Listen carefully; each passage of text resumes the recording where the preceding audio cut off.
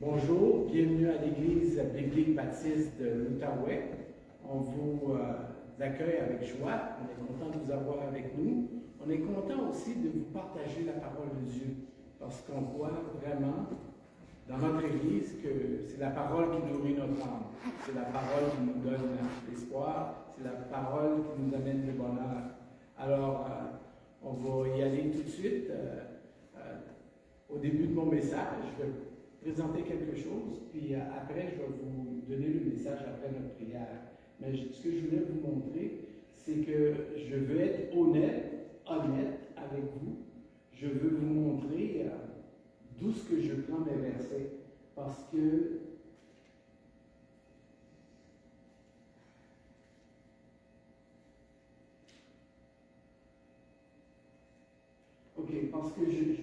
je ne prends pas les versets dans une traduction seule. Je voulais être honnête pour vous dire d'où ce que je prends.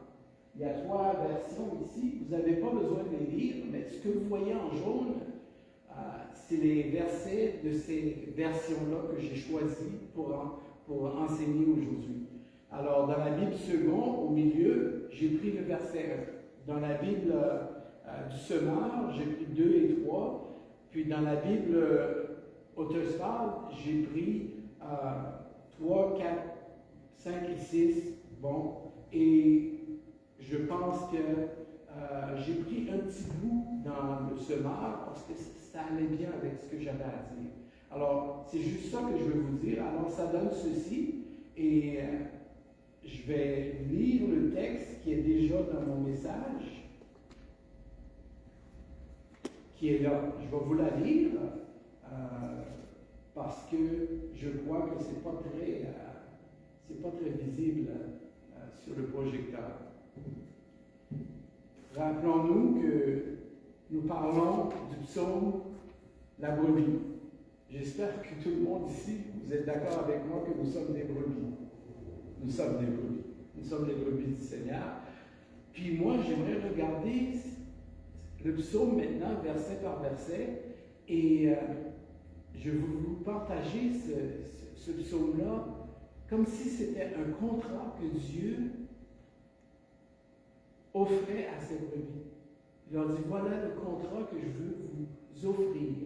Dieu a des choses à nous offrir, puis il y a un contrat pour nous, et le psaume 23, c'est le contrat du berger.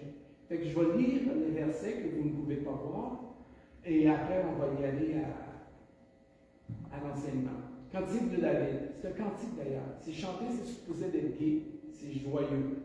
L'Éternel est mon berger, 2 points. Je ne manquerai de rien.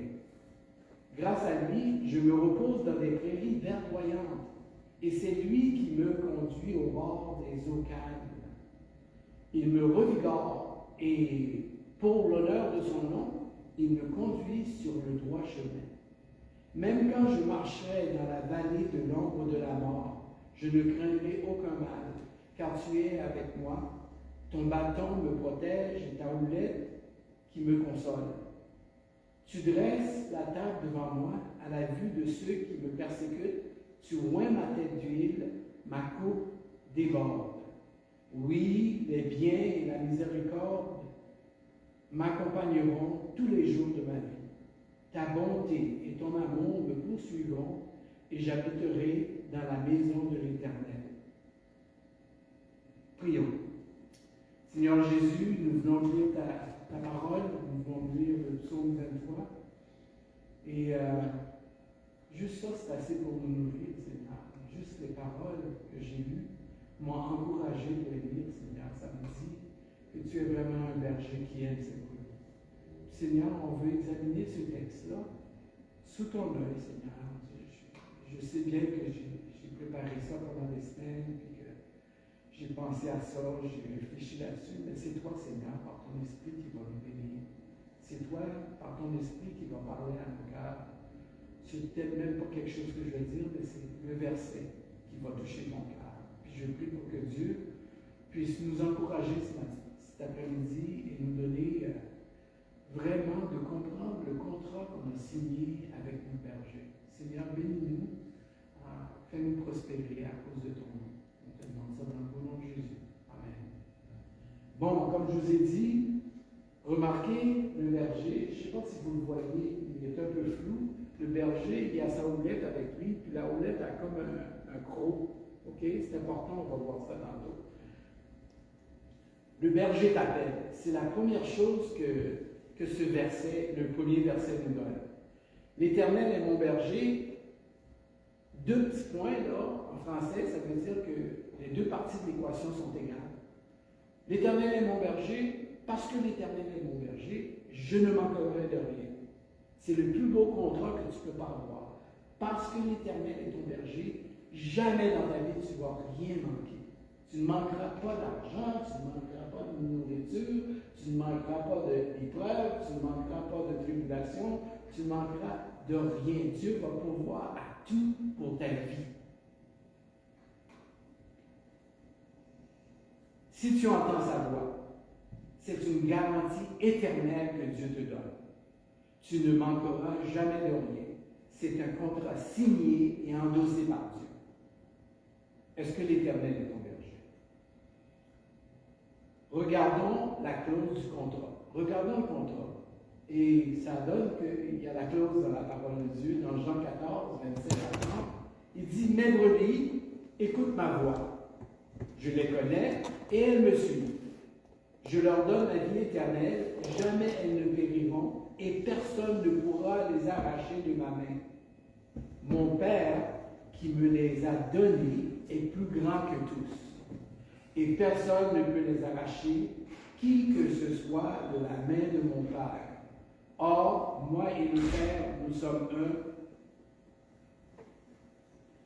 Même pas moi, je peux m'arracher de la main de Dieu.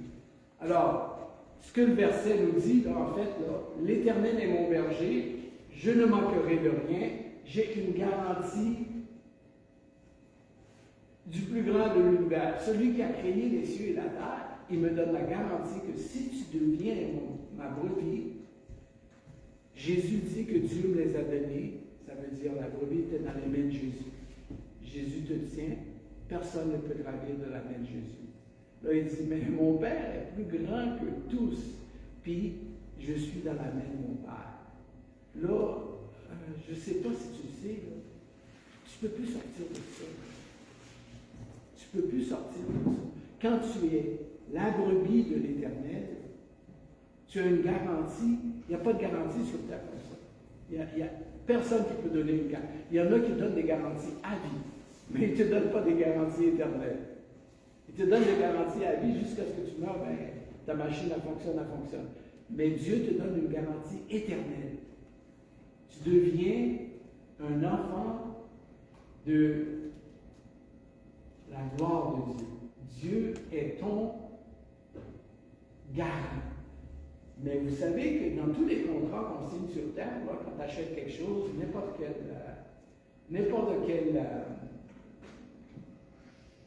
même si c'est un building ou c'est un appareil, il y a toujours des petites clauses. Là, si vous ne vous rappelez pas dans les 3 mois que ça brise, ça compte plus. Si vous avez...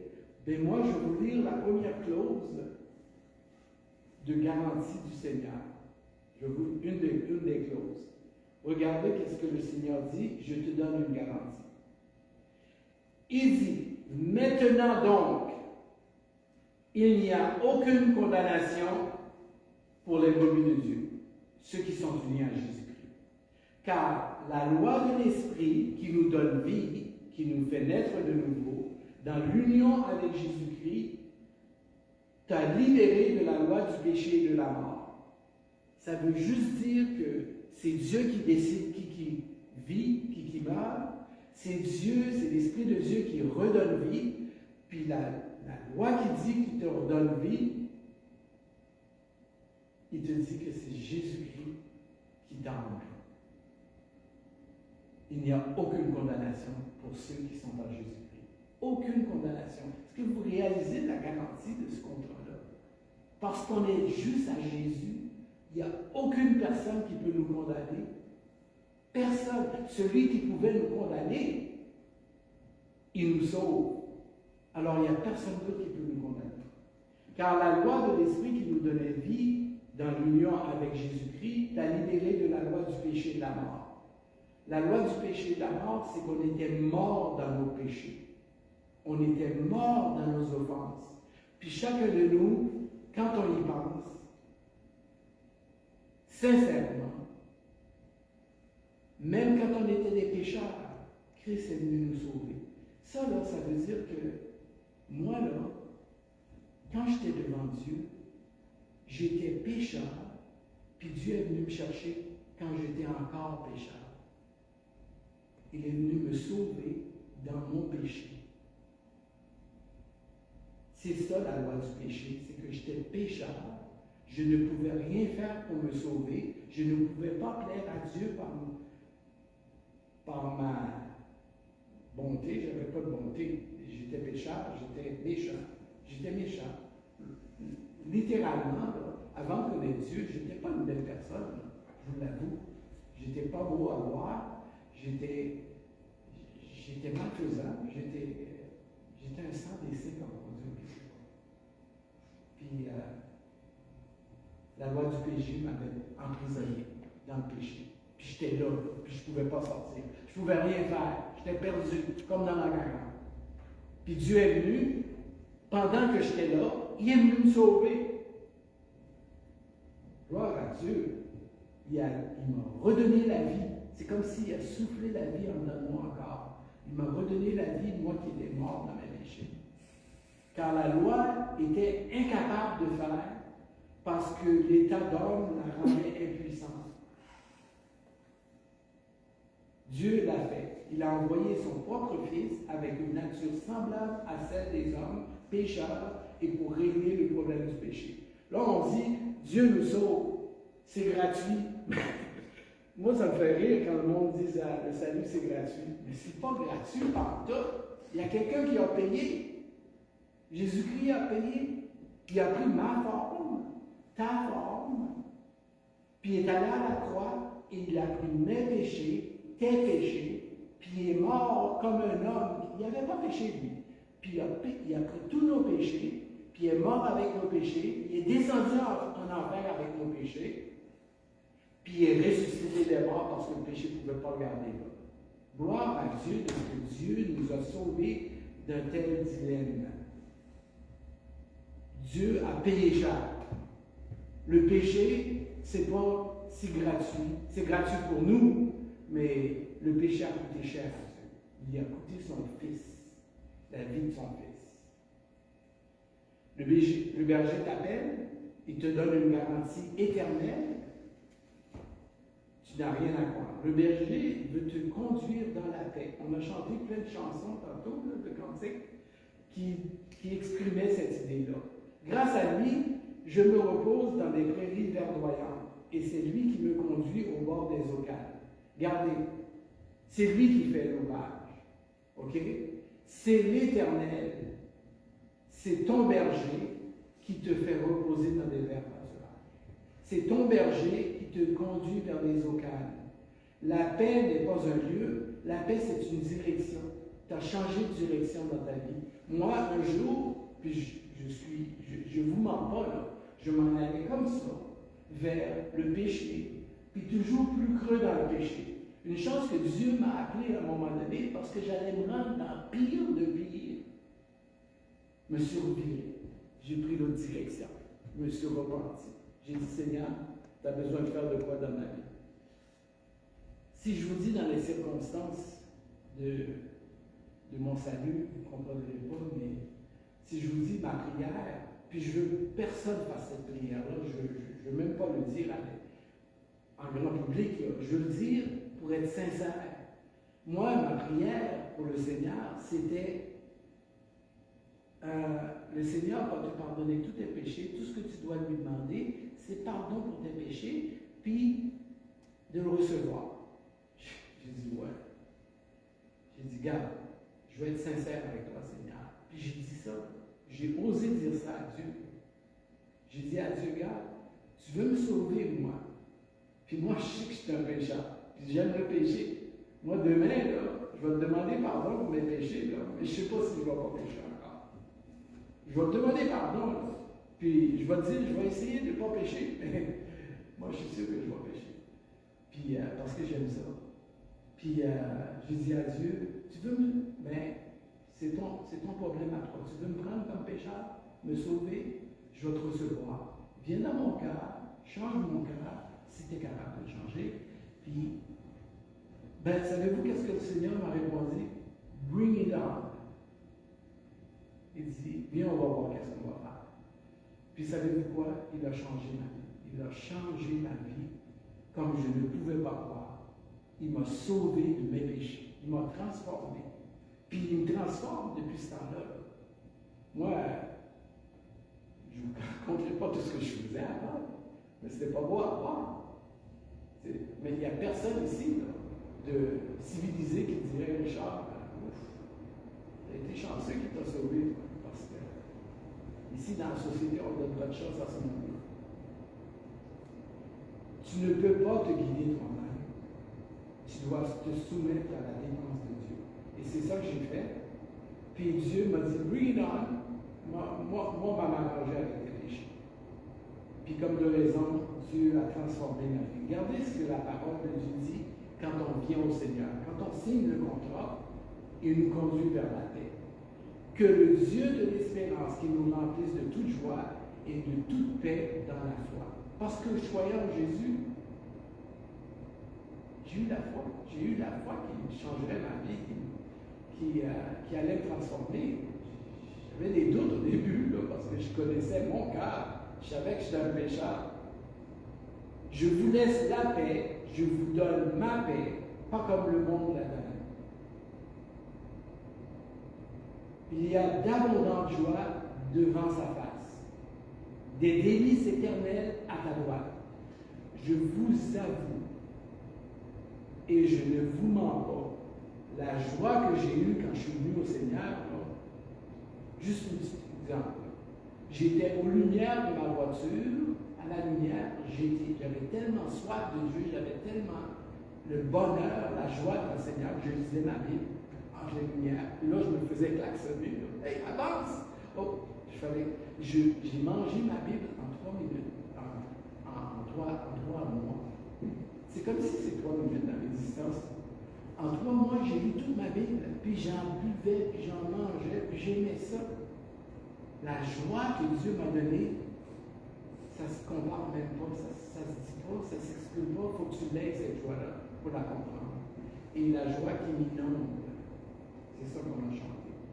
Le berger t'offre, avec ce contrat, il t'offre la vie, la nouvelle vie. Ça, là, il y en a un qui a fallu qu'il comprenne. Il a fallu qu'il comprenne comme il faut. Puis c'était un grand prêtre, c'était un grand sacrificateur, c'est un grand pharisien. Il te redonne vie, le Seigneur. Et cette vie-là, ça vient de Dieu, ça ne vient pas de toi.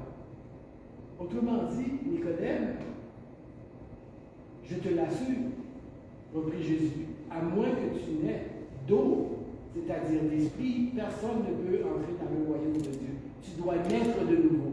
Et c'est ça que le berger t'offre, une nouvelle vie. Il revigore. C'est pour ça que j'ai choisi ce verset-là. Revigore veut dire, il te redonne vie. J'étais mort dans mes péchés, puis Dieu m'a redonné la vie. Savez-vous quelle vie qu'il m'a donnée? Une vie pleine d'abondance, une vie qui a fini par me donner le goût de marcher pour Dieu. Je ne peux pas comprendre ça. Je prenais plaisir aux choses de Dieu. Je prenais plaisir d'aller à l'assemblée. Je prenais plaisir de rencontrer les frères, de parler de ce que Jésus avait fait dans ma vie. Je prenais plaisir à donner des pamphlets partout, puis de publier la joie que le Seigneur avait faite dans ma vie. Vous savez, il me revigore, mais ça là, j'aimerais mettre ça en clair avec vous. Est-ce qu'il y a quelqu'un qui a le Éphésiens chapitre 2, 8 à 10? Vous pouvez nous aider, oui. Éphésiens 2, 8 à 10. Car c'est par grâce que vous êtes sauvés par le moyen de la foi. Cela ne vient pas de vous, c'est un don de Dieu. Ce n'est pas le fruit d'œuvre que vous aurez accompli. Personne n'a donc de raison de se vanter. Ce que nous sommes, nous le devons à Dieu, car par notre union avec Jésus-Christ, Dieu nous a créés pour une vie riche d'œuvres bonnes, qu'il a préparées à l'avance afin que nous l'accomplissions. Wow. Il te redonne vie, et c'est à cause de son nom. Hein? C'est à cause de son nom, c'est pas à cause de toi. Dieu n'a pas pris quelqu'un qui était bon, puis qui des fois péchait. Là.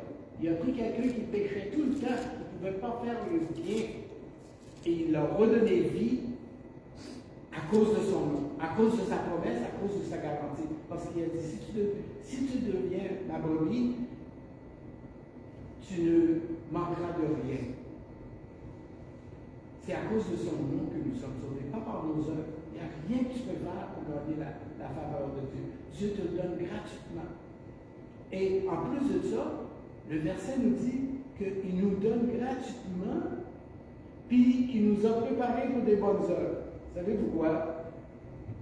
Le Richard qui s'en allait par là, qui faisait toutes sortes de choses qui étaient haïssables et détestables, Dieu a commencé à me faire faire des bonnes choses. Dieu a commencé à me donner la joie à faire le bien. C'est comme si Dieu m'avait mis une étincelle dans mon cœur qui voulait faire le bien. Alors j'ai commencé à marcher comme Jésus. Doucement, pas vite. Des fois, je boitais, mais j'ai commencé à marcher dans la direction de Dieu. Et c'est à cause de sa promesse.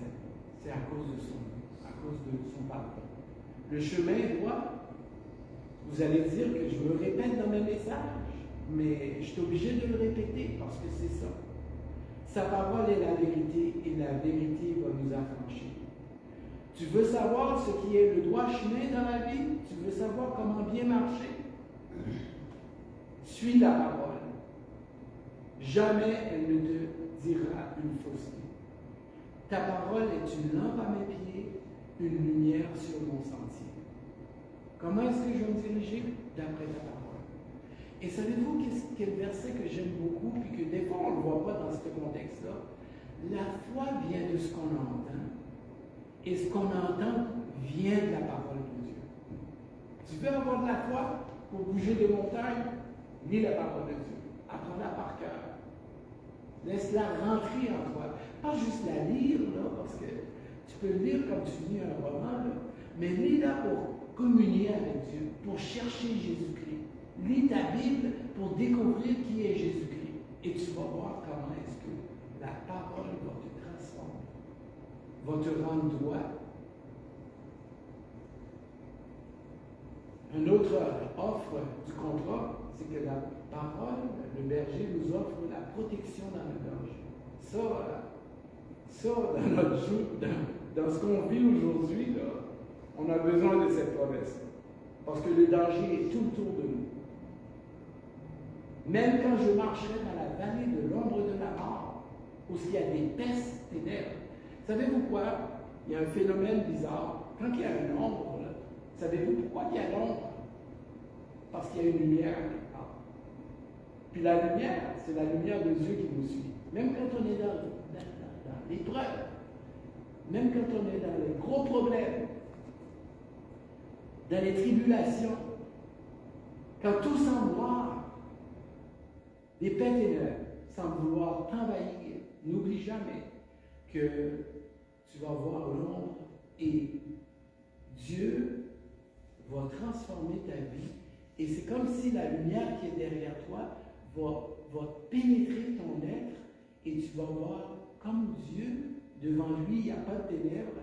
Tu vas voir que la lumière qui est en toi, dans les ténèbres, tu vas dire, je vois clair, je vois que Dieu travaille dans mon cancer, je vois que Dieu travaille dans la perte de mon ami, de mon mari. Et je vois que Dieu travaille dans ma maladie. Je vois que Dieu travaille dans toutes les situations qui semblent noires. Dieu est là. Il est avec moi. Sa lumière va sortir de moi et je vais comprendre ce que je vis. Le berger t'offre la sanctification. Ça, c'est celle qu'on aime le moins. C'est une garantie, par exemple. Dieu va te sanctifier. Dieu va rendre à l'image de son Fils. Puis, c'est comment qu'il va le faire?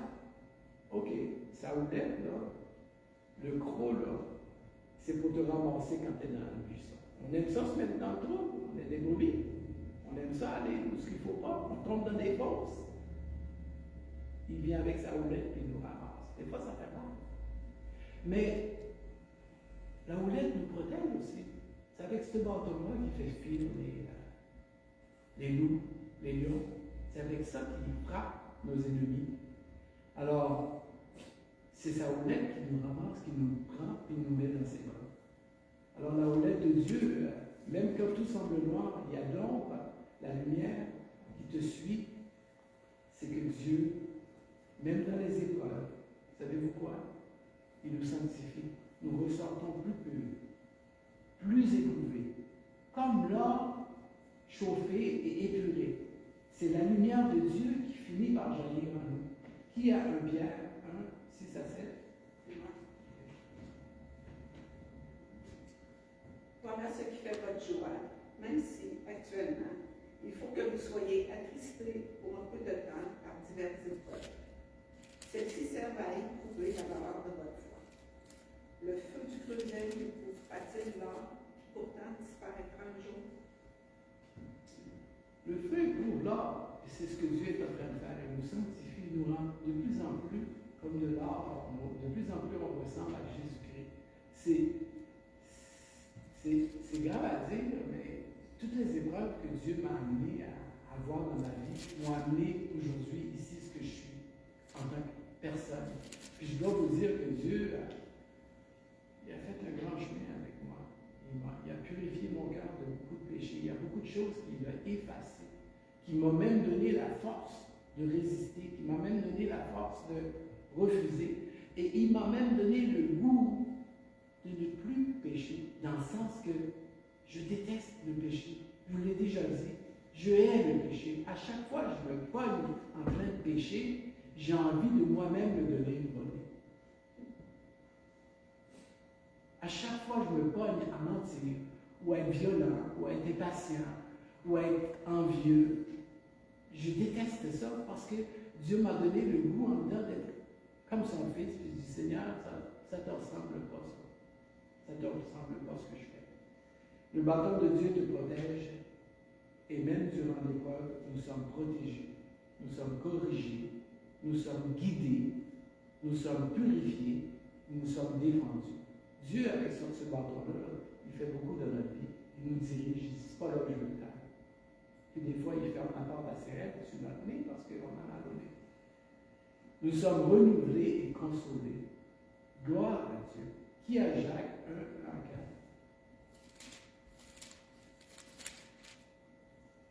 Jacques quoi? Jacques 1, 1 à 4. Les personnes? Moi, j'ai Jacques 1, 2. 1 à 4. Jacques 1. J'ai juste C'est-tu? Ben, lis ce que tu as. Mes frères et sœurs, quand vous passez par toutes sortes d'épreuves, considérez-vous comme heureux, car vous le savez, la mise à l'épreuve de votre foi produit l'endurance. OK, qui fait que Dieu, il y a comme une petite idée derrière la tête quand il nous fait passer toutes sortes d'épreuves, toutes sortes de tribulations, toutes sortes de choses qui semblent noires. Il veut que il veut qu'on soit content. Merci Seigneur. Et vous savez, il y a ailleurs dans l'Écriture, ça dit, quel père ne châtie pas ses enfants? Si Dieu ne te châtie pas, si Dieu ne te corrige pas, c'est que tu n'es pas un enfant légitime. Mais si tu es un enfant légitime, Dieu va te corriger. Il va te reprendre. Il va te ressaisir. Puis combien de fois Dieu m'a ressaisi dans ma vie? Le berger te donne une place d'honneur. Ça, je trouve ça fantastique. Que Dieu nous donne une place d'honneur. Regardez qu'est-ce que le psaume dit. Tu dresses la table devant moi à la vue de ceux qui me persécutent. Tu oins ma tête d'huile, ma coupe déborde. Même devant mes ennemis, tu démontres comment tu m'aimes en pourvoyant abondamment à mes besoins. En plus, tu leur montres que tu es avec moi, en communion avec moi. les autres voient dans ta vie l'abondance et la présence de Dieu. Tous voient les fruits. Je ne veux pas être dur, là. Je ne veux pas être méchant, là. Mais quand on voit des chrétiens qui passent à travers des douleurs, le monde, qui sont sans espoir, ils défaillissent. Ils tombent. Ils sont renversés sur le dos, puis ils ne peuvent plus bouger. Mais nous, chrétiens, Dieu nous relève. Et on a des personnes que, malgré leur douleur, ils marchent avec Dieu.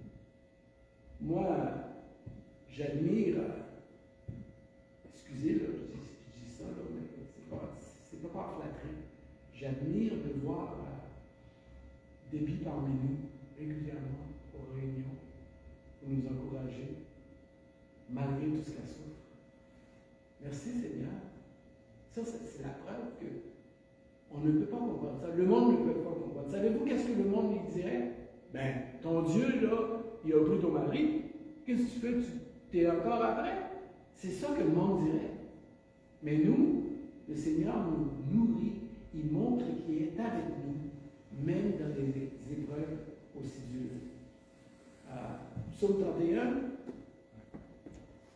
Psaume 31, 20, 21. Oh, qu'ils sont grands les biens que tu as réservés pour ceux qui te craignent, que tu répands aux yeux des fils des hommes, sur ceux qui se retirent vers toi. Tu les caches dans le secret de ta face, loin des complots des hommes. Tu les abrites dans la tente contre les langues qui les attaquent. Tu leur donnes un refuge loin de la machination des hommes.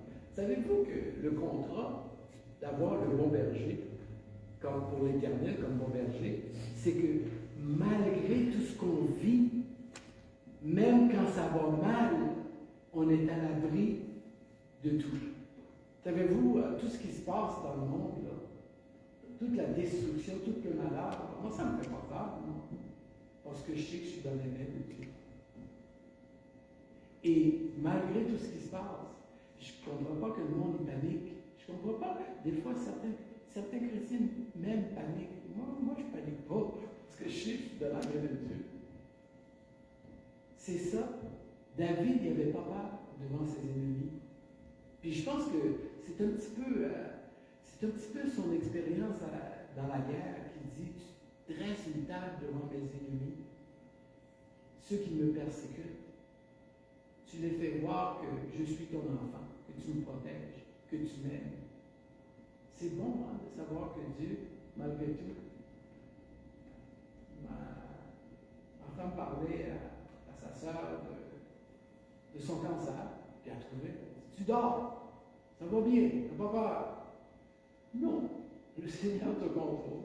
Le monde ne comprenne pas qu'on peut vivre malgré les épreuves. Le berger, il nous offre un contrat éternel. Non, ça, c'est pas un contrat à vivre, c'est un contrat éternel.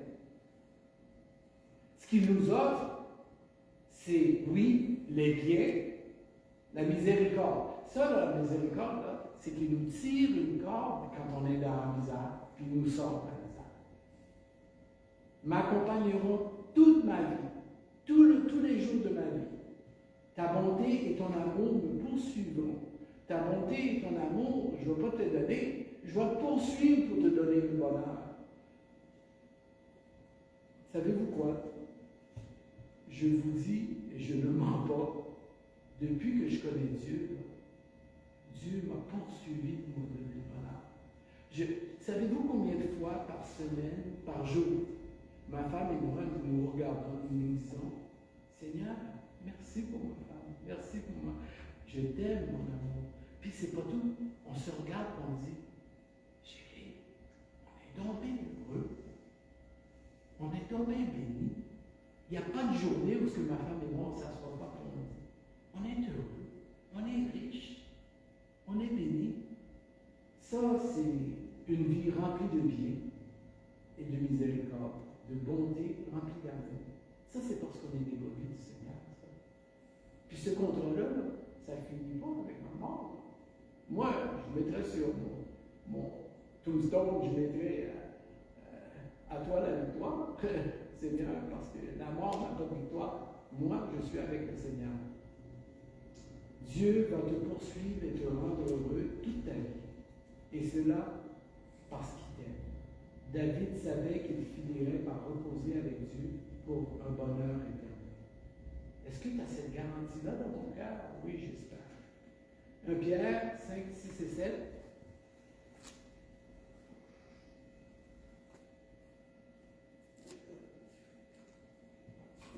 1 Pierre 6 et 7. Oui. J'ai déjà lu ça, non? Non.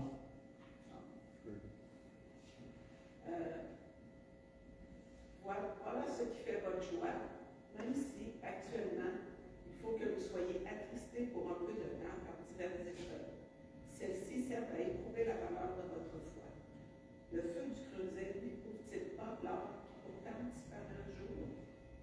Alors, tenez-vous donc humblement sous la main puissante de Dieu pour qu'il vous élève au moment fixé par lui. Déchargez sur lui tous vos soucis, car il prendra soin de vous. Est-ce que l'Éternel est ton berger? Moi, je vais vous lire une autre clause.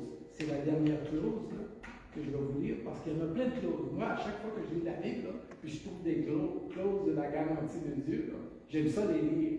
Mais je vais vous lire cette clause-là. Parce que cette clause-là, je pense que c'est la gomme. Romains 8, à 37, 14, 39. Qu'est-ce qui pourra nous arracher de l'amour de Christ? La détresse ou l'angoisse? La persécution? La faim? La misère? Le danger?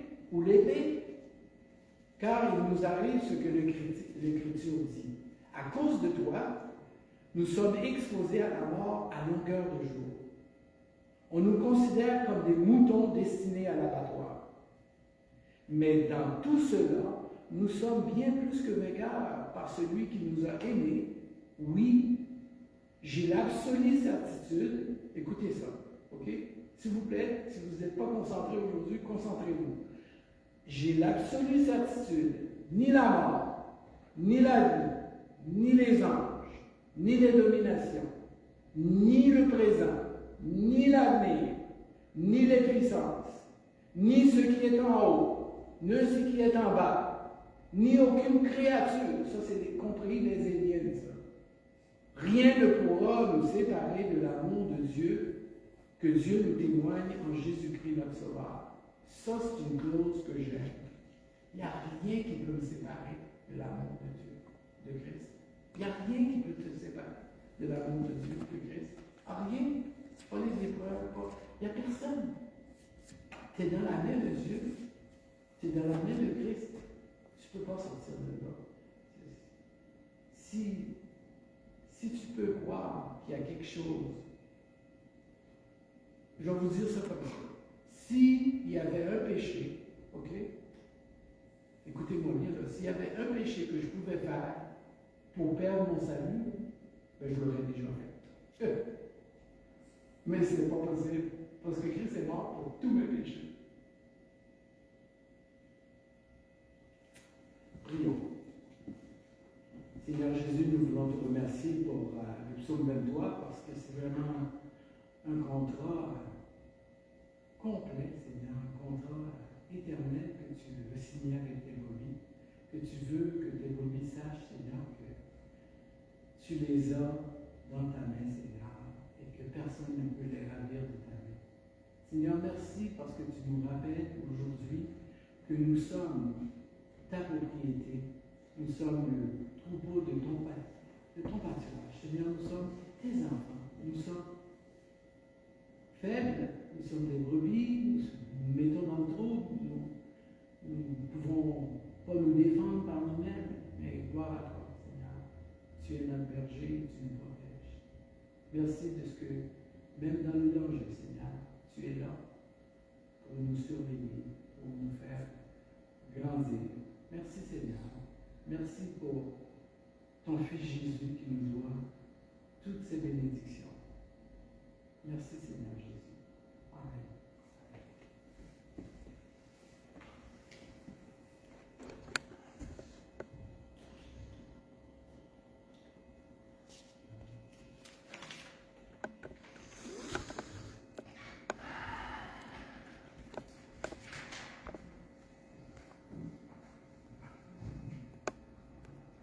t'aimes mieux.